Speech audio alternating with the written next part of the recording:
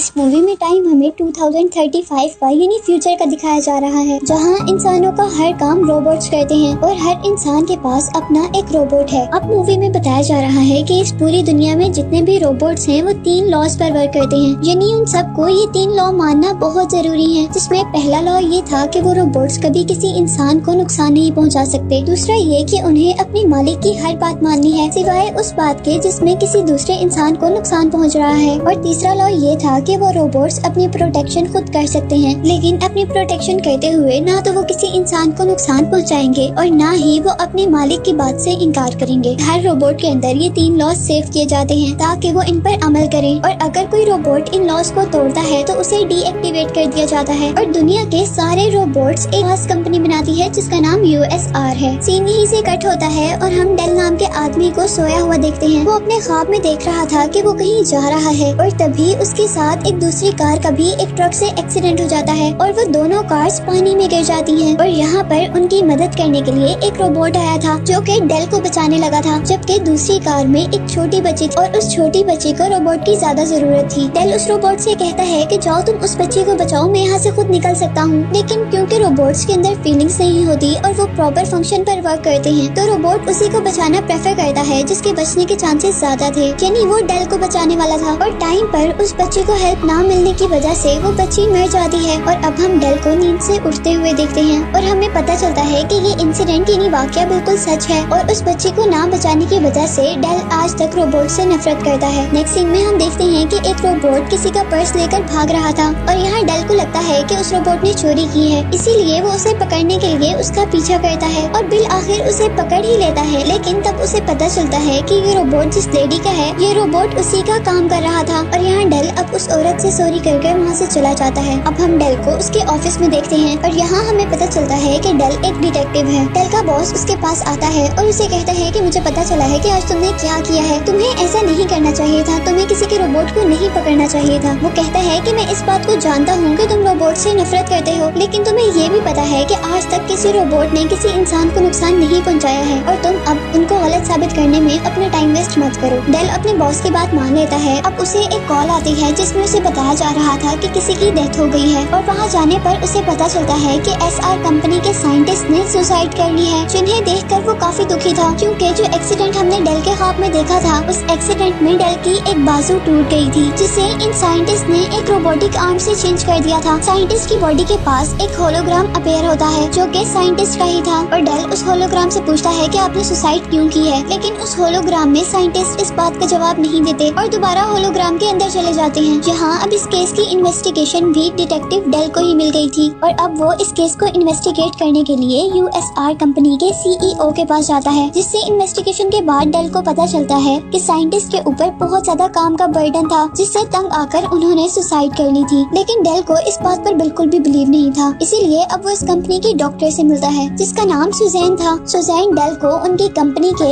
एक ultra mod robot Vicky के पास लेकर आती है जो कि इस कंपनी के हर काम को सॉफ्टवेयर के थ्रू कंट्रोल करती थी। डेल उस रोबोट से कहता है कि साइंटिस्ट के मरने से पहले साइंटिस्ट के रूम की 10 मिनट पहले की वीडियो दिखाओ, लेकिन शायद उसके सिस्टम में कुछ खराबी हो रही थी, इसीलिए वहाँ पर 10 मिनट बाद की वीडियो प्ले होती है। और उस वीडियो को देखने से डेल को पता चलता है कि साइंटिस्ट की मौत के बाद कोई भी उनके कमरे से बाहर नहीं निकला और यहाँ वो सस्पिशियस था कि अगर साइंटिस्ट को किसी और ने मारा है तो वो जरूर उनके रूम में ही होगा। साइंटिस्ट के रूम में जाने पर वो लोग वहाँ पर बहुत से अनकम्प्लीट रोबोट्स देखते हैं और तभी यहाँ पर चीजों के अंदर से एक रोबोट बाहर निकलता है जो कि डेल के ऊपर अटैक कर देता है और इस रोबोट का नाम सनी था।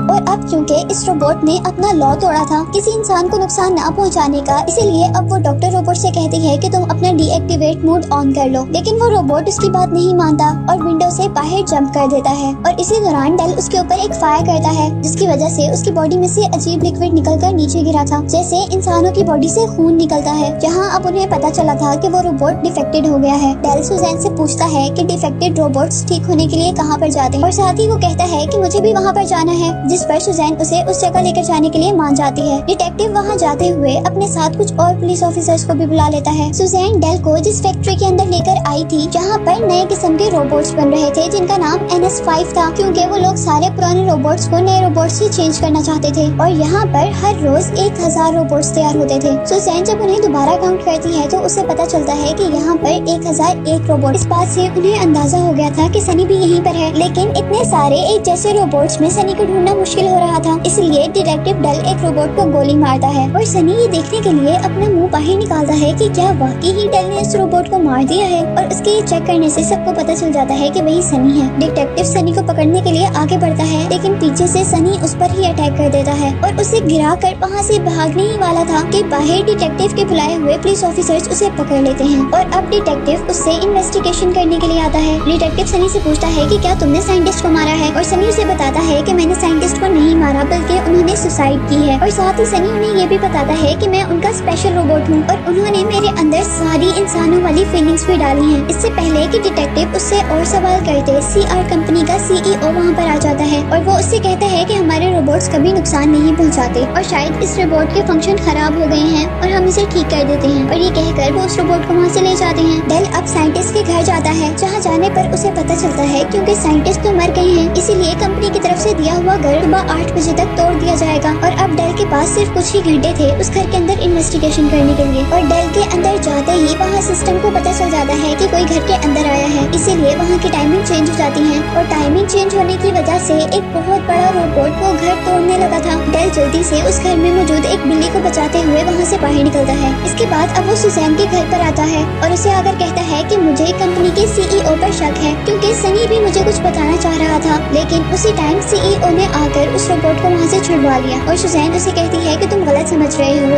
ऐसा कुछ भी नहीं है, और वो कहती है कि CEO साइंटिस्ट को क्यों मरवाएंगे जबकि उनके बगैर तो कंपनी चलना मुश्किल हो गई है। अब डेल सुजैन के घर से बाहर निकलता है और बाहर आने पर वो देखता है कि सारे पुराने रोबोट्स को पकड़कर नए NS5 रोबोट से चेंज किया जा रहा है। अब कार के अंदर डेल USR कंपनी के अल्ट्रा मोड रोबोट से कहता है कि मुझे साइंटिस्ट के पिछले 50 मैसेजेस के रिकॉर्ड दिखाओ। डेल की ये बात मानकर उसे वो रिकॉर्ड तो दिखा देती है, लेकिन साथ ही साथ वो ये बात अपनी कंपनी के CEO को भी बता देती है, और ये बात सुनकर उस आदमी को बहुत ज्यादा गुस्सा आया था और वो अपने कुछ रोबोट्स को डेल को मारने के लिए भेजता है, और यहाँ वो सारे रोबोट्स आकर उस पर अटैक कर देते हैं और डेल उनसे बचने के लिए अपनी कार का एक खास बटन दबाता है, जिसकी वजह से उसकी कार तेजी से घूमने लगी थी, पर रोबोट्स उसकी कार का पीछा नहीं छोड़ते और इसी वजह से उसकी कार का एक्सीडेंट हो जाता है, पर लकीली डेल बच जाता है। अब डेल अपने करीब आने वाले रोबोट्स को अपने रोबोटिक हैंड से मारता है, जिसकी वजह से रोबोट्स को भी ये फील होता है कि वो भी एक रोबोट है और रोबोट उसे छोड़ देते हैं। नेक्स्ट सीन में हम देखते हैं कि यहाँ पर डेल के पास उसी के साथ के डिटेक्टिव्स और कुछ पुलिस ऑफिसर्स थे। डेल का बॉस पूछता है कि यहाँ पर ये सब क्या हुआ और किस तरह हुआ था,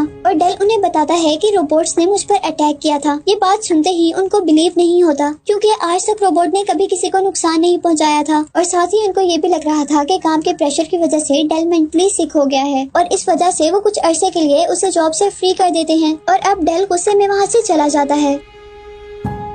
और नेक्स्ट सीन में हमें दिखाया जाता है कि सुजैन डेल से मिलने के लिए उसके घर पर आई थी, और बातों ही बातों में सुजैन उससे क्वेश्चन करती है कि तुम साइंटिस्ट को पर्सनली कैसे जानते हो, और डेल अपनी एक्सीडेंट और उसके बाद वाली स्टोरी सुनाता है, और उसकी स्टोरी सुनने के बाद वो डेल को सनी के पास लेकर जाती है, और यहाँ डेल से बातें करते हुए सनी उसे अपना एक ख्वाब बताता है, क्योंकि उसके पास फीलिंग्स थी इसीलिए उसे ख्वाब भी आया करते थे, और ये ख्वाब जो वो डेल को बता रहा था ये ख्वाब उसे रोज आता था, जहाँ बहुत सारे रोबोट्स एक ब्रिज के सामने खड़े हुए हैं और ब्रिज के ऊपर से एक आदमी उन रोबोट्स को कुछ इंस्ट्रक्शन दे रहा है। अभी वो यही सब कुछ बता ही रहा था कि वहाँ पर गार्ड्स आ जाते हैं और वो उन दोनों को यानी डेल और सुजैन को लेकर इस कंपनी के CEO के पास जाते हैं, और उसके पास आने पर वो सुजैन को कहता है कि हमें सनी को डीएक्टिवेट करना पड़ेगा क्योंकि उसकी वजह से हमारी कंपनी खराब हो रही है, और अब क्योंकि सुजैन को अपने बॉस की बात माननी थी इसीलिए उसे सनी को डीएक्टिवेट करना पड़ता है। लेकिन अभी भी डिटेक्टिव ने हार नहीं मानी थी और वो साइंटिस्ट की कुछ वीडियोस देखता है जहाँ पर उसे वैसा ही ब्रिज नजर आता है जैसा सनी ने अपने ड्रीम ब्रिज पे बताया था, जैसा सनी ने अपना ड्रीम ब्रिज बताया था। डेल जल्दी से साइंटिस्ट का होलोग्राम लेकर उस ब्रिज तक पहुंचता है, जहां बहुत सारे कंटेनर्स रखे हुए थे और इन कंटेनर्स में रोबोट्स ही रोबोट्स थे। और अब वो उस होलोग्राम को ऑन करता है और साइंटिस्ट से पूछता है कि आपने सुसाइड क्यों की थी। और अब वो बताते हैं कि मैंने जितने भी रोबोट्स बनाए थे वो इंसानों की भलाई के लिए बनाए थे और वो सब के सब कुछ इम्पोर्टेंट लॉ पर वर्क करते थे। लेकिन ये जो NS5 रोबोट्स आ रहे हैं ये उन लॉज पर वर्क नहीं करेंगे, जिसकी वजह से वो रोबोट्स इंसानों को नुकसान भी पहुंचा सकते हैं। और इसी के साथ साइंटिस्ट कहते हैं कि अगर इस पूरी दुनिया में NS5 रोबोट्स आ गए तो ये दुनिया तबाह हो जाएगी। डेल उनसे पूछता है कि इस सब के पीछे किसका हाथ है, जिस बात का साइंटिस्ट जवाब देते हैं कि इस सब के पीछे उसका हाथ है जो इन रोबोट्स को कंट्रोल कर रहा है। होलोग्राम के बंद होते साथ ही उन कंटेनर्स में से कुछ आवाजें आने लगी थी और सारे रोबोट्स उन कंटेनर्स में से बाहर आ गए थे और नए रोबोट्स यानी NS5 रोबोट्स पुराने रोबोट्स को मार रहे थे। अब यहाँ पर एक पुराना रोबोट जैसे ही डेल को देखता है तो वो यहाँ से भाग जाने को कहता है और डेल जब शहर के अंदर जाता है तो वो देखता है कि यहाँ पर भी हजारों की तादाद में NS5 रोबोट्स आ गए हैं और अब इंसान अपने आप को बचाने के लिए उन रोबोट्स से लड़ने के लिए निकल गए थे। अब यहाँ ऐसे लग रहा था जैसे इंसानों और रोबोट्स के दरमियान में जंग हो रही है, लेकिन ये रोबोट्स बहुत ज्यादा पावरफुल थे और इंसानों से बहुत ज्यादा भी थे, इसीलिए वो सब इंसान रोबोट्स को नुकसान नहीं पहुंचा पाते, बल्कि वो रोबोट्स ही इंसानों को मार रहे होते हैं। और अब डेल जल्दी से सुजैन के घर आता है और उसे लेकर USR जाता है, क्योंकि उसे पिछले सारे एविडेंसेस से लग रहा था कि ये NS5 रोबोट CEO ही बना रहा है और इनको कंट्रोल करने वाला भी इस कंपनी का CEO ही है। और रास्ते में अब डेल देखता है कि एक रोबोट एक बेकसूर इंसान को मार रहा है, इसलिए वो इस इंसान को बचाते हुए USR पहुंचते हैं। और USR पहुंचने पर उन्हें सबसे पहले सनी मिलता है, जिसके पास अभी भी उसकी सारी मेमोरी सेफ थी। और यहाँ सुजैन उसे बताती है कि मैं इसे डीएक्टिवेट नहीं कर पाई थी और उसकी जगह मैंने किसी और को डीएक्टिवेट कर दिया था। और अब वो लोग अंदर की तरफ आते हैं, जहाँ उन्हें उस कंपनी का CEO भी मरा हुआ मिलता है और उसके मरने से ये तो साफ जाहिर था कि इस सब के पीछे ये नहीं है बल्कि कोई और है। और तभी डेल को सुजैन की वो बात याद आती है कि इस कंपनी का एक अल्ट्रामोड रोबोट इस कंपनी की हर चीज को कंट्रोल करता है और ये बात भी कंफर्म हो गई थी कि वही इन सारे रोबोट्स को भी कंट्रोल कर रहा था।